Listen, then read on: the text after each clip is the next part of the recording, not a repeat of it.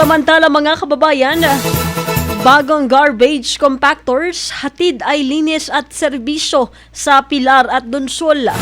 Ang buong detalye ng balita nasa linya si Megapo Patrol number 24, SM Alvin Lozano. Bicol Network News Report!